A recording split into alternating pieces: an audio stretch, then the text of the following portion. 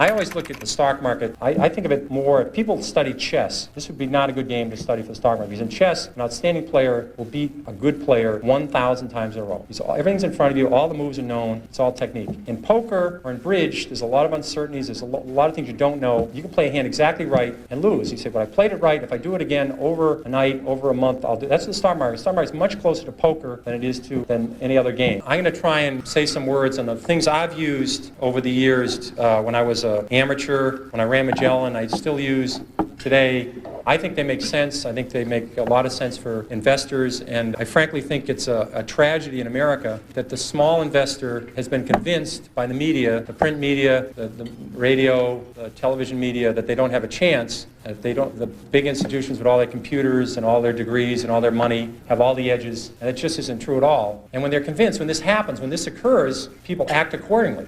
When they believe it, they buy stocks for a week, and they buy options, and they buy the Chile fund this week, and next week it's the Argentina fund, and they get results proportional to that kind of investing. And that's very bothersome. I think the public can do extremely well in the stock market on their own. I think the fact that institutions dominate the market today is a positive for small investors. These institutions push stocks on usual lows, they push them on usual highs. For someone that can sit back and have their own opinion, know something about the industry, this is a positive. It's not a negative. So that's what I want to talk about. And the single most important thing to me in the stock market for anyone is to know what you own. I'm amazed how many people own stocks. They would not be able to tell you why they own it. They couldn't say in a minute or less why they own it. Actually, if you really press them down, they'd say the reason I own this is the sucker's going up. I mean, that's the only reason. That's the only reason they own it. And if you can't explain, I'm serious, you can't explain to a 10-year-old in 2 minutes or less why you own a stock, you shouldn't own it. And that's true, I think, about 80% of people that own stocks. And this is the kind of stock people like to own. This is the kind of company people adore owning. This is a relatively simple company. They make a very narrow, easy to understand product. They make a 1 megabit SRAM, CMOS, bipolar risk, floating point, data I/O array processor, with an optimizing compiler, a 16 dual port memory, a double diffused metal oxide semiconductor monolithic logic chip with a plasma matrix vacuum fluorescent display. It has a 16-bit dual memory. It has a Unix operating system, 4 whetstone megaflop polysilicon emitter, a high bandwidth, that's very important, 6 gigahertz, double metallization communication protocol, an asynchronous backward compatibility, peripheral bus architecture, 4-wave interleave memory, a token ring interchange backplane, and it does it in 15 nanoseconds of capability. Now, if you own a piece of crap like that, you will never make money. Never. Somebody will come along with more whetstones or less whetstones or a bigger megaflop or a smaller megaflop. You won't have the foggiest idea what's happened. And people buy this junk all the time. I made money in Dunkin' Donuts. I can understand it. When there was recessions, I didn't have to worry about what was happening. I could go there and people were still there. I didn't have to worry about low-priced Korean imports. I mean, I just didn't have, you know, I can understand it. And you laugh, I made 10 or 15 times my money in Dunkin' Donuts. Those are the kind of stocks I can understand. If you don't understand it, it doesn't work. This is the single biggest principle. And it bothers me that people are very careful with their money. The public, when they buy a refrigerator, they get a Consumer Reports. They buy a microwave oven, they do that. They ask people what's the best kind of radar range or what kind of car to buy. They do research on apartments. When they go on a trip to Wyoming, they get the Mobile Travel Guide, or California. When they go to Europe, they get the Michelin Travel Guide. People will hear a tip on a bus on some stock, and they'll put half their life savings in it before sunset, and they wonder why they lose money in the stock market. And when they lose money, they blame it on the institutions and program trading. That is garbage. They didn't do any research. They bought a piece of junk. They didn't look at the balance sheet, and that's what you get for it. And that's what we're being driven to, and it's self-fulfilling. The public does terrible investing, and they say they don't have a chance. It's because that's the way they're acting. I'm trying to convince people there is a method. There are reasons for stocks that go up. Coca-Cola, this is very magic. It's a very magic number. Easy to remember. Coca-Cola is earning 30 times per share what they did 32 years ago. The stock has gone up 30-fold. Bethlehem Steel is earning less than they did 30 years ago. The stock is half its price of 30 years ago. Stocks are not lottery tickets. There's a company behind every stock. If a company does well, the stock does well. It's not that complicated. People get too carried away. And first of all, they try and predict the stock market. That is a total waste of time. No one can predict the stock market. They try to predict interest rates. If anybody would predict interest rates right 3 times in a row, they'd be a billionaire. Considering there's not that many billionaires on the planet. I had logic, so I had a syllogism and studied these when I was at Boston College. There can't be that many people who can predict interest rates because there'd be lots of billionaires. And no one can predict the economy. I had a lot of people in this room were around in 1981 and 82 when we had a 20% prime rate with double-digit inflation, double-digit unemployment. I don't remember anybody telling me in 1981 about it. I didn't read. I studied all this stuff. I don't remember anybody telling me we're going to have the worst recession since the Depression. So But I'm trying to tell you it'd be very useful to know what the stock market is going to do. It'd be terrific to know that the Dow Jones average a year from now would be X, that we're going to have a full-scale recession, or interest rates going to be 12%. That's useful stuff. You never know it, though. You just don't get to learn it. So I've always said, if you spend 14 minutes a year on economics, you've wasted 12 minutes. And I really believe that. Now, I'd be fair. I'm talking about economics on the broad scale, predicting the downturn for next year, or the upturn, or M1 and M2, 3B, and all these M's. I'm talking about economics. To me is when you talk about scrap prices. When I own auto stocks, I want to know what's happening to used car prices. When used car prices are going up, it's a very good indicator. When I own hotel stocks, I want to know hotel occupancies. When I own chemical stocks, I want to know what's happening to the price of ethylene.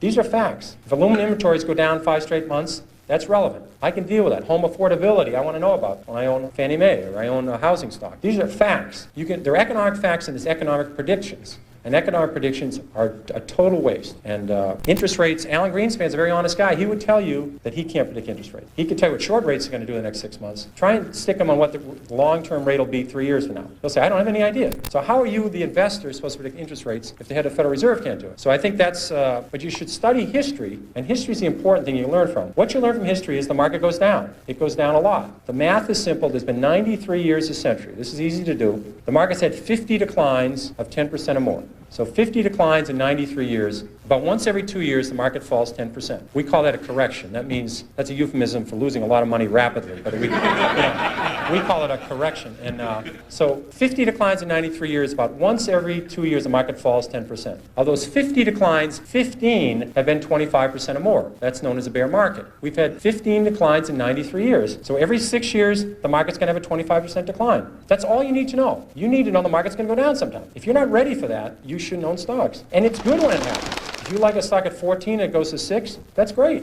You understand the company, you look at the balance sheet and they're doing fine, and you're hoping to get to 22 with it. 14 to 22 is terrific. 6 to 22 is exceptional. So you take advantage of these declines. They're going to happen. No one knows when they're going to happen. It would be people tell you about it after the fact that they predicted it, but they predicted it 53 times. So you can take advantage of the volatility in the market if you understand what you own. So I think that's the key to element. Another key element is that you have plenty of time. People are in an unbelievable rush to buy a stock. I'll give you an example of a well-known company. Walmart went public in October of 1970. 1970 went public. Already had a great record. It had 15 years performance, great balance sheet. You could have waited 10 years saying you're a very conservative investor. You're not sure this Walmart can make it. You want to check. You see them operate in small towns. You're afraid they can only make it in 7 or 8 states. You want to wait till they go to more states. You keep waiting. You could have bought Walmart 10 years after they went public and made 35 times your money. If you bought it when they went public, you would have made 500 times your money, but you could have waited 10 years after Walmart went public and made over 30 times your money. You could have waited 3 years after Microsoft went public and made 10 times your money. Now, if you knew something about software, I know nothing about software. If you knew something about software, you would have said, these guys have it. I don't care who's going to win, Compaq, IBM. I know who's going to win Japanese computers. I know Microsoft, MS-DOS is the right thing. You could have bought Microsoft.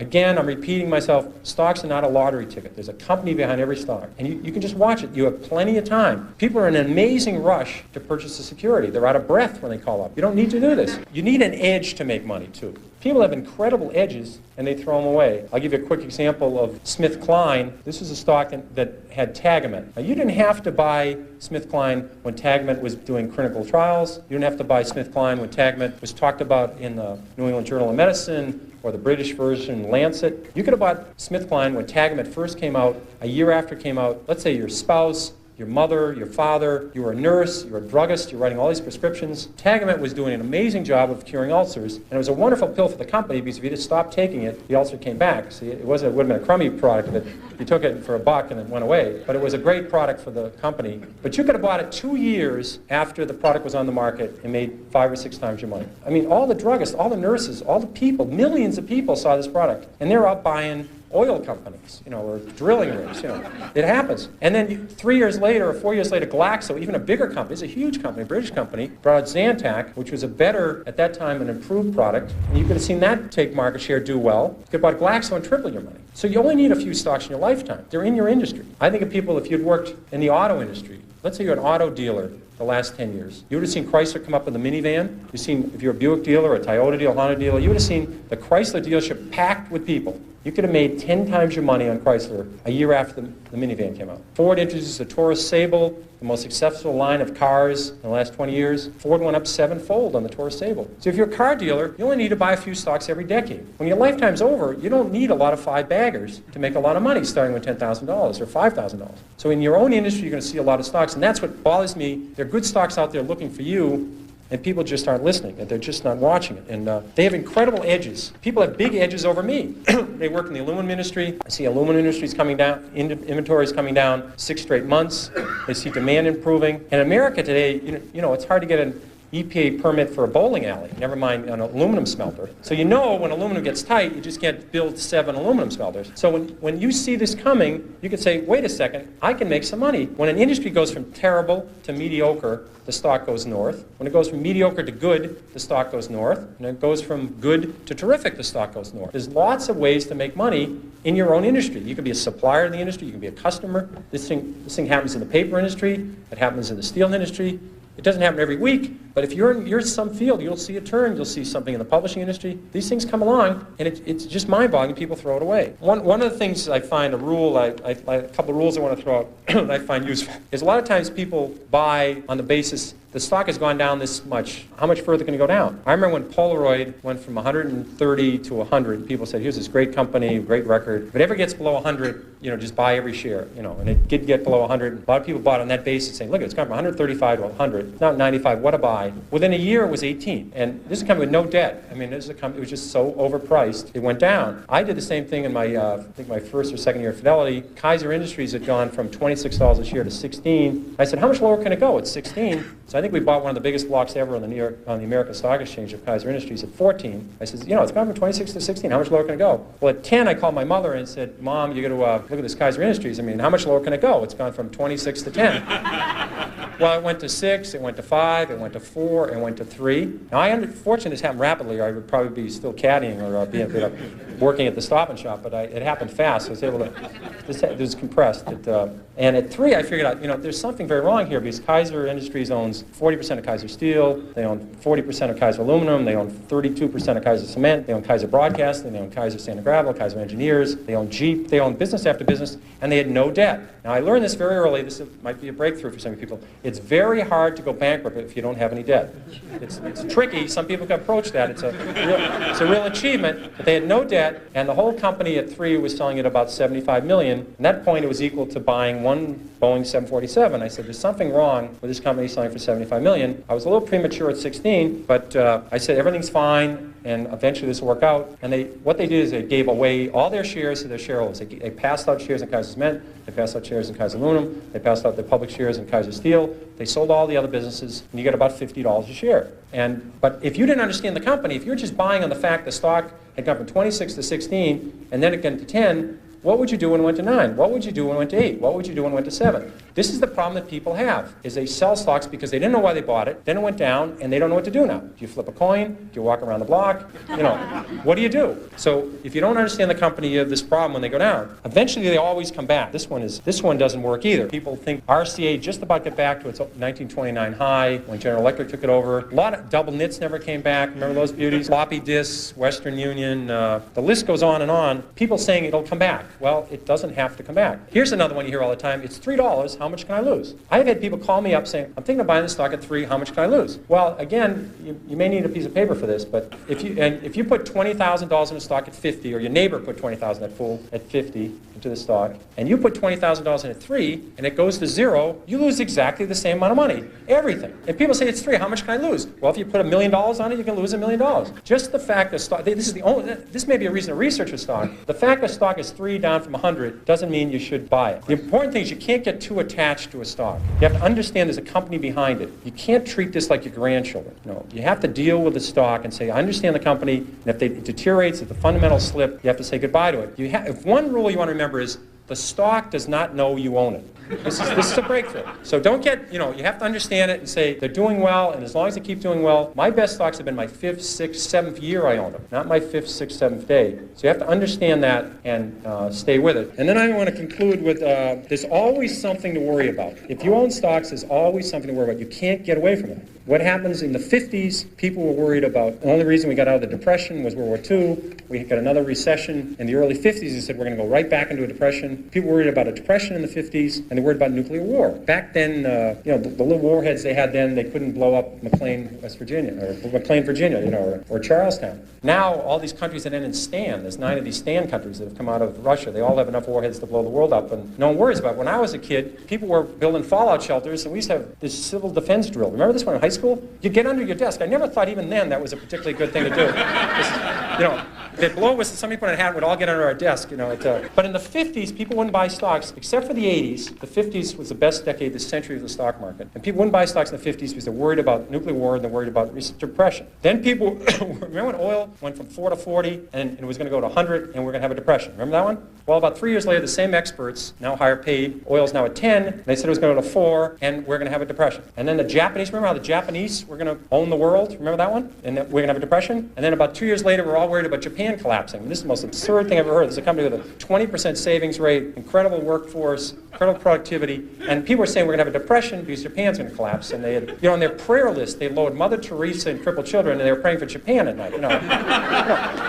It's unbelievable. I mean, the LDC debt. Remember the LDC debt? Remember that one? All these countries, Chase had lent their net worth to Brazil, Chile, Peru, and all these other countries, and so and all the other countries. And LD said they were not going to pay it back, and we're going to have a depression. It always ends, and we're going to have a depression, or the Great Depression. We're going to have the Great Depression. I never could quite understand that adjective in front of depression, but the Great Depression, or the big one. The big one's coming. So there's always something to worry about, and the key organ in your body in the stock market is your stomach. It's not the brain. If you can add 8 and 8 and get reasonably close to 16, that's the only level of math you need to know. You don't know to need the area under the curve. Remember that quadratic equation and an integral calculus and the area under the curve. I mean, whoever cared what was under the damn curve? I mean, but you had to study this. You don't need this in the stock market. So all you have to know is it's always going to be scary. There's going to be always something to worry about. And you just have to forget all about it. Cut it all out and own good companies or own turnarounds. Study them and you'll do well. And that's all there is. And I'm ready for questions. When managing a portfolio, do you pay much attention to the activities of Congress and the regulators? I spend zero time thinking about what's happening down here in Washington. And I spend little time thinking what's going on in Russia or China.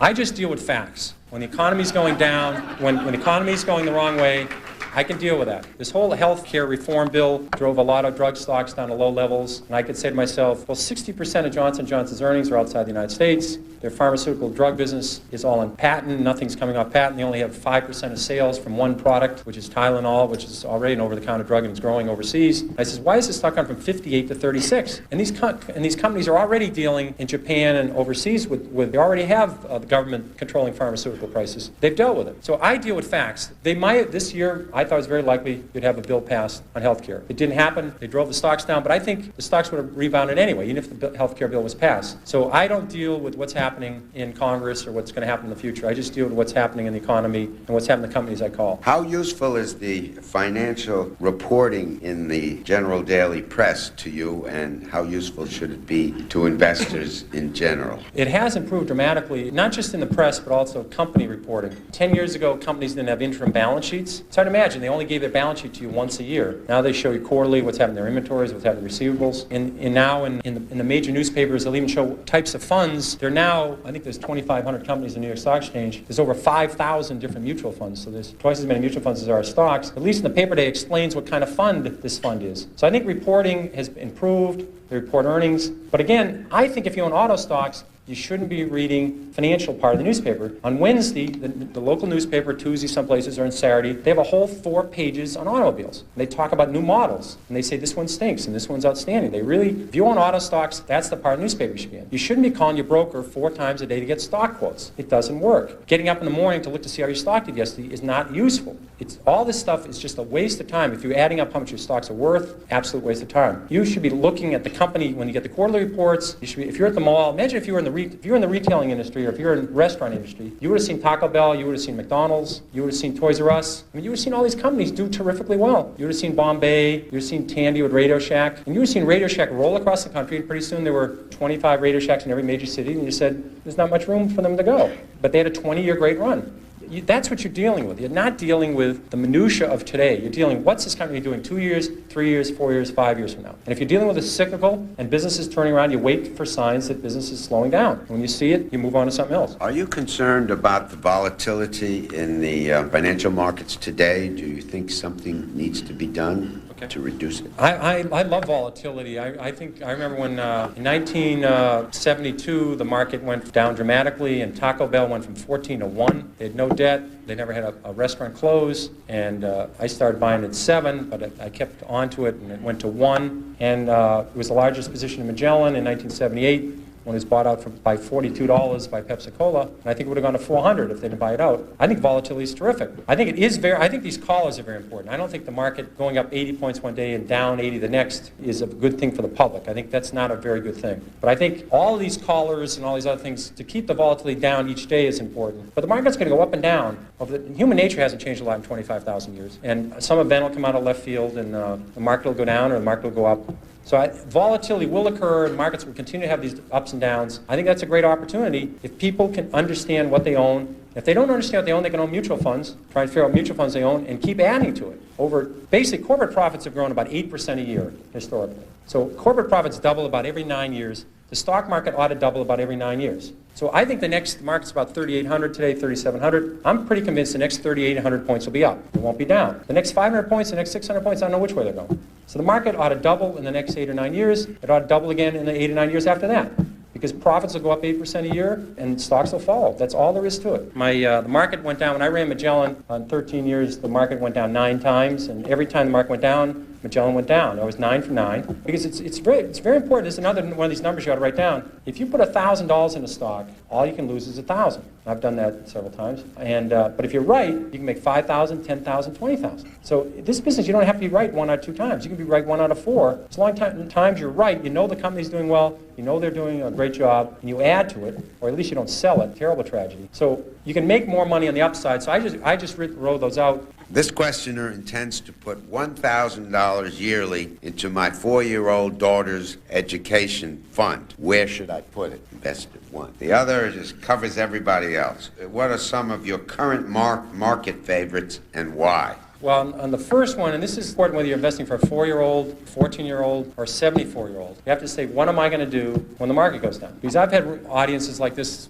larger audiences, and I'll say, how many people in the room are short-term investors? I've never had anybody ever raise their hand. I mean, everybody in the world is a long-term investor until the market goes down. And like in 90, I remember 1990. 1990 was so much scarier than 87. 87, the market just fell down, and you call up companies that our business is terrific. We're about to announce a stock buyback, or we're already buying back our stock. Business is great, and we can't figure this out. But in 1990, you had Kuwait invaded. You had the banking system really on the ropes. I mean, really close. You called up a company and said the business was slowing down. We sent 500,000 troops to Saudi, and we were about to fight what people thought was remember this? It was the 4th largest army in the world, and they were the toughest army in the world, and this was going to be a terrible war, and that we ought to sit them out. Remember the theory, big theory, there's a lot of people in this city saying, we had to wait them out. We'd still be waiting there at 120 degrees with our 500,000 people. I mean, I think Bush made an incredibly brave decision on the information he was getting to go in there and knock them out, or we'd still be there. But that was an ugly time, and that was very scary. And the public stood, some people learned from 87, and they stood throughout that and said, I'm confident about the next 5, 10, 15 years of this country, and they hung in there. So I would say if you want to buy a small growth fund, or you want to buy a balanced fund that's part bonds or part stocks,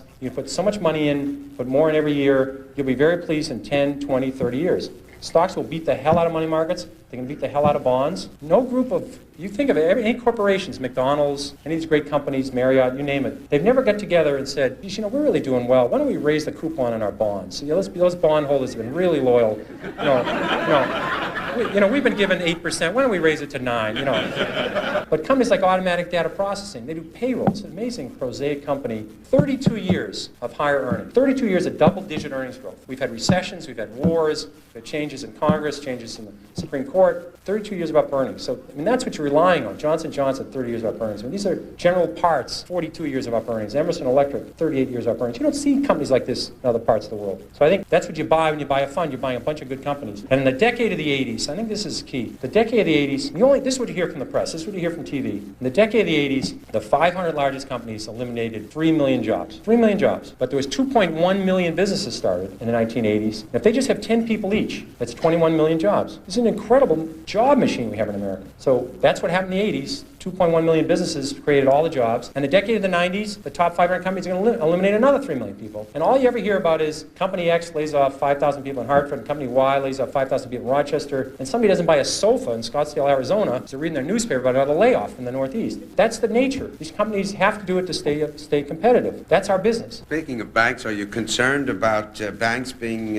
allowed to offer mutual funds and the confusion that creates among investors over whether bank deposits are insured or not insured, or how much is insured, or the whole question of deregulation? Okay. No, I think it's very positive banks are be allowed to sell mutual funds, because they'll probably sell a lot of Fidelity mutual funds. That's very important. No, but seriously, I think it's very important that people understand when they own a bond fund that bonds can go up and down. Bonds are just about as volatile as stocks. And if they own a 30-year bond fund, that you can lose 25, 30% of your money very fast, even though they're government bonds. People have to understand this. There's an incredible rate of illiteracy in our public, and all they ever hear about is what happened today to Bristol Myers going up $2 or $3, what happened to Dow Jones. They don't get to learn anything about America. And people at some point in their career are presented, they're near retirement, they're given $450,000, $500,000 because it's an early retirement. They have no experience, they don't know what a bond is, they don't know what stocks are, and they have to make a decision in 30 or 60 days or they have a big tax consequence. These people have had no experience learning about the stock market. It's a tragedy. So I think anything we can do to educate the public, if you can convince people, if they understand the volatility of the stock market, I'm not saying anybody should buy a stock. I'm just saying if you purchase a stock, you ought to do certain things. If you purchase a stock and do certain things, you will do better. If you're not ready to do those things, you should keep your money in the bank. Keep your money in a money market fund. Some people aren't willing to do the homework. They don't have the stomach for it. They should stay out. They're not doing anybody any good by taking half their life savings and putting in the stock market. Or they've been lucky enough to save $50,000 or $60,000 to send their kids to college, and one's going to start in a year, and they're going to take all that money and put it in an equity mutual fund with a one-year horizon. That's doing no one any good. What do you think of the SEC's proposal to require mutual funds to adopt a quantitative rating scale for riskiness, number one? And what effect do you feel that the new shareholder rights proposals for more open disclosure and communication are having on companies and the markets? On the second one, I'm not too familiar with the first one. On the second one, I think you have to be careful in crossing the bridge on how much we get involved in managing companies. I think there should be disclosure of what people are getting paid. There should be disclosure of how many shares they own. But I don't think we should be deciding whether they should make this acquisition or whether they should expand this plant. When you get too involved in running a company, it's very complex. And a lot of great companies have made a lot of decisions you haven't heard about because they decided not to do something. Some of the best decisions they didn't do was to not do something. And if they're under all this pressure from shareholders, what to do and what not to do, they're going to take their eye off the ball, and they're not going to be able to run the business. And companies are doing well because the companies do well, look out 5, 6, 7 years, and some of the decisions they make may not be the right thing for the next. The more and more we concentrate on what they're doing and we keep commenting on as outsiders, it's going to be run by an enormous committee, and we'll get committee results. So I don't think that's going to help anybody. But disclosure of relevant facts, of how many options people have, or the options at the market, what they're being paid, I think that's important, how many shares they own, what the company's doing. I think they used to not have a letter. I mean, it's not that recently that you have comments by the chief executive at the Stop and Hand report. They never used to have to make that. There's a letter saying what happened. I mean, it really is a very valuable piece of information. You don't realize this company spent a lot of time on this. It's a very serious document. I think it's very helpful to shareholders. The quarterly shareholder reports are excellent. And also, I've stressed, everybody in America can get a hold of a company. It's not Fidelity and Putnam and Dreyfus. You can get a hold of a company if you own 100 shares. You can call a company, somebody will talk to you about it. People don't take advantage of that. These companies are willing to talk. I always look at the stock market. I think of it more, if people study chess, this would be not a good game to study for the stock market. Because in chess, an outstanding player will beat a good player 1,000 times in a row. Everything's in front of you. All the moves are known. It's all technique. In poker or in bridge, there's a lot of uncertainties. There's a lot of things you don't know. You can play a hand exactly right and lose. You say, but I played it right. If I do it again over a night, over a month, I'll do. That's the stock market. The stock market is much closer to poker than it is to any other game. And I think that's what's the important thing to know.